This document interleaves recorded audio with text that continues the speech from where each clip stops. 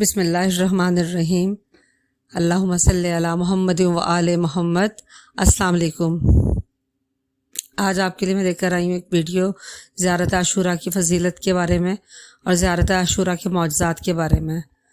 زیارت عاشوراء میں نے پہلے بھی پڑھا کرتی تھی، لیکن اس کی مجھے فضیلت کے بارے میں اتنا علم نہیں تھا۔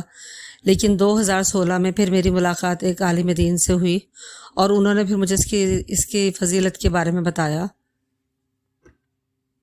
2016 کے بعد میں نے 2017 سے اس کو کمپلیٹلی سٹارٹ کر دیا۔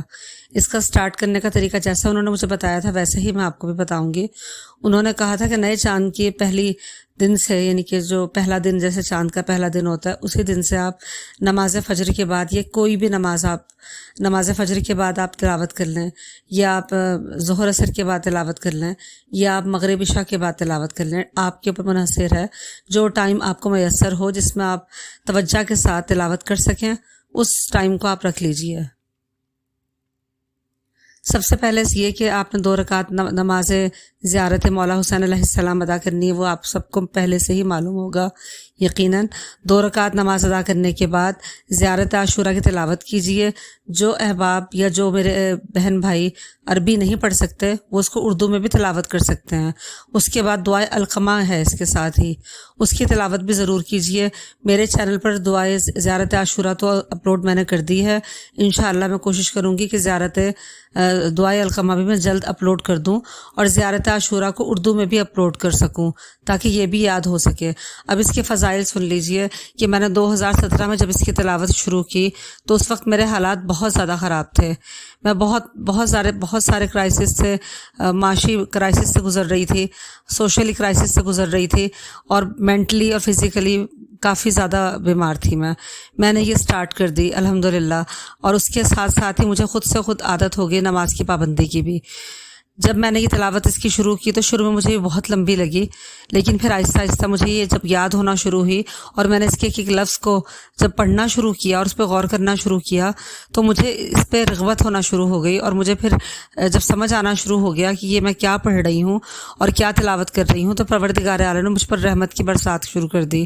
اور اللہ رب العزت نے مجھ پر اتنی مہربانیاں کی، چونکہ جو میرے ناممکن کام تھے وہ میرے جلدی ہونے لگے۔ میرے دشمن جو تھے، جان کے دشمن جو بنے ہوئے تھے، وہ میرے دوست بن گئے یا میری راہوں سے دور ہٹ گئے، میری نظروں سے دور چلے گئے۔ اور تیسرا سب سے بڑا فائدہ مجھے یہ ہوا کہ میں، جسے پرہیزگاری کہتے ہیں، پرہیزگاری سے مراد یہ کہ میں ڈرنے لگی، خوف خدا میرے دل میں پیدا ہوا۔ اس لیے پیدا ہوا کہ جب زیارت عاشوراء میں ہم پڑھتے ہیں کہ پروردگار عالم یوم ورود ہمیں مولا حسین علیہ السلام کی شفاعت نصیب فرمانا، تو ساتھ ہی گناہ یاد آ جاتے ہیں، اور پھر انسان یہ سمجھ پاتا ہے کہ اگر ہم یہ گناہ مسلسل کرتے رہے تو مولا حسین علیہ السلام کی شفاعت ہمیں کیسے حاصل ہوگی۔ اس لیے یہاں سے شروع ہوتا ہے سفر پرہیزگاری کا۔ پھر انسان چھوٹے چھوٹے گناہوں سے بچنا شروع کر دیتا ہے، جیسے کہ کسی کی غیبت کرنا، کسی کا دل دکھانا، دل آزاری کرنا، کسی کا حق رکھ لینا۔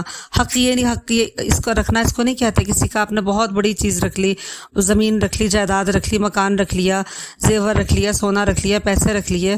کسی کا 1 روپیہ بھی رکھنا حق ہے، کسی کی دل آزاری رکھنا بھی یہ بھی حق مارنے میں آتا ہے، کسی کا دل دکھا دیں یہ بھی دل اس میں آتا ہے، حق کسی کا حق مارنے میں۔ بس ایک چیز کا خیال رکھیے گا، مخلوق خدا کو خوش رکھیے گا، اور زیارت عاشوراء کی تلاوت 1 ذی الحج سے سٹارٹ کیجئے۔ اللہ کے حکم سے انشاءاللہ آپ کی زندگیوں میں اتنی بہترین اور خوبصورت تبدیلی آئے گی، یقیناً آپ مجھے دعاؤں میں یاد رکھیں گے۔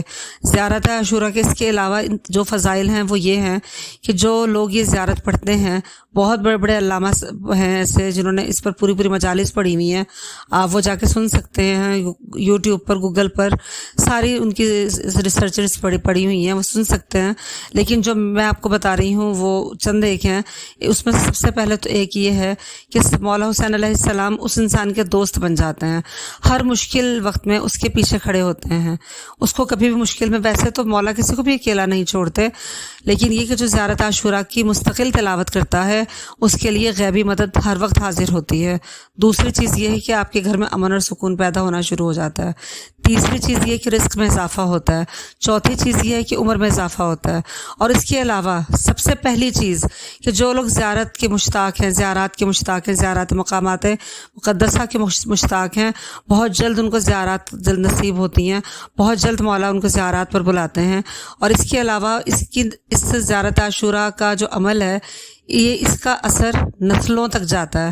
آپ اس کی ضرور تلاوت کریں اپنے گھروں کے اندر، اپنے بچوں کو اس کی ضرور تاکید کریں، بچوں کو بھی پڑھانا شروع کریں، جیسے کہ قرآن پاک کی آپ تاکید کر کے پڑھاتے ہیں۔